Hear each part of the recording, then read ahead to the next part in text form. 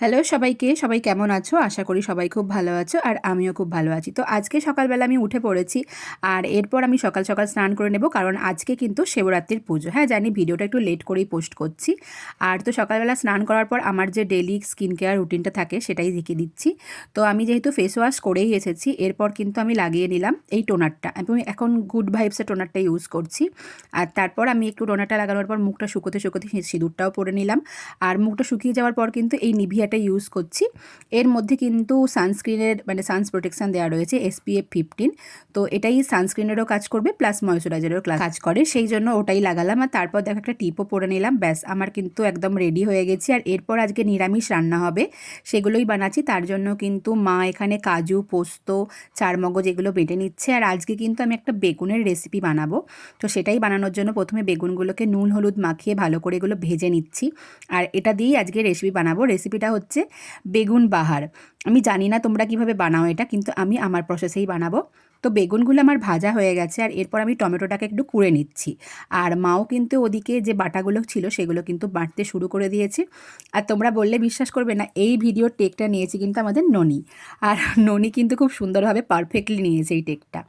আর তারপর দেখো অল্প একটু তেল দিয়ে আমি কড়ার মধ্যে আদা বাটা, কাঁচা লঙ্কা বাটা দিয়ে দিলাম। আর তার সঙ্গে কিন্তু টমেটো বাটা যেটা আমি বাটলাম, এইমাত্র টমেটো কোড়াও বলতে পারো, সেটাও দিয়ে দিলাম। দেওয়ার পর আমি এখানে একটু লঙ্কা গুঁড়ো আর হলুদ গুঁড়ো দিয়েছি। হলুদ গুঁড়োটা কিন্তু একদমই অপশনাল, তোমরা চাইলে নাও দিতে পারো। একদম একটা মানে সাদা সাদা কালার হবে, সেটাও দেখতে খুব ভালো লাগে। তারপর দেখো ওই চারমগজ আর পোস্ত বাটাটাও দিয়ে দিলাম। আর এটাকে কিছুক্ষণ ফুটিয়ে নেওয়ার পর কিন্তু ফ্যাটানো টক দই, অবশ্যই কিন্তু টক দইটাকে ফেটিয়ে নিতে হবে, তবেই কিন্তু এই স্মুথ টেক্সচারটা আসবে। তারপর একটু হালকা গরম মশলাও দিয়ে দিলাম। আর দিয়ে কিন্তু আমি এখানে বেগুনগুলোকে ভালো করে এই গ্রেভিটার মধ্যে ভালো করে একদম ডিপ করে নিচ্ছি। আর খুব সুন্দর কিন্তু দেখো এখন কিন্তু খুব ভালো একটা টেক্সচার চলে এসেছে। আর এরপর আমি এদিকে লুচিগুলো বেলে নিচ্ছি। আর আমি মোটামুটি কিন্তু লুচিটা বেলতে শিখে গেছি। হ্যাঁ, আমাকে একটু বেশি বার ধরে বেলতে হয়, কিন্তু মোটামুটি একটা শেপ আমি নিয়ে আসতে পারি।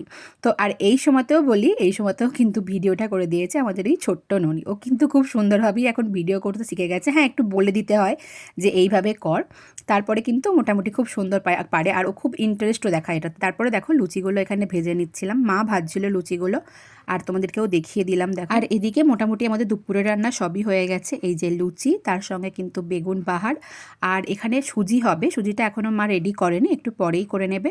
আর দেখো এখানে একদম সমস্ত কিছুই রেডি হয়ে গেছে, লুচি, বেগুন বাহার, তার সঙ্গে সুজি। আর এরপর খেয়ে দিয়ে একটু রেস্ট নিয়েছিলাম। সন্ধেবেলা বেরিয়েছিলাম একটু ঘুরতে। আর এখানে দেখো আমাদের কিন্তু পাড়ায় নতুন ঘাট হচ্ছে, আর এই ঘাটটাও দেখালাম তোমাদেরকে। পরে ফুল লুকটা দেখাবো, এখনও তো কমপ্লিট হয়নি। তারপরে গিয়েছিলাম একটু পুজো দেখতে। আর বাড়ি ফিরে তোমাদের একটা দারুণ জিনিস দেখাচ্ছি, এটা হচ্ছে স্নেক প্ল্যান্টের ফুল। এটা তোমরা আগে কেউ দেখেছো কি অবশ্যই আমাকে কমেন্ট করে জানিও। শুনেছি এটা নাকি খুব লাকি, আর আমার দেখো দুখানা স্নেক প্ল্যান্টের গাছেই কিন্তু এই ফুল ফুটেছে। আমার তো বেশ ভালো লাগছিল, কারণ দুটো ফুলই মানে দুটো গাছেই সুন্দরভাবে ফুলটা ফুটেছে। তো আজকের মতন বাই, ভালো থেকো সবাই।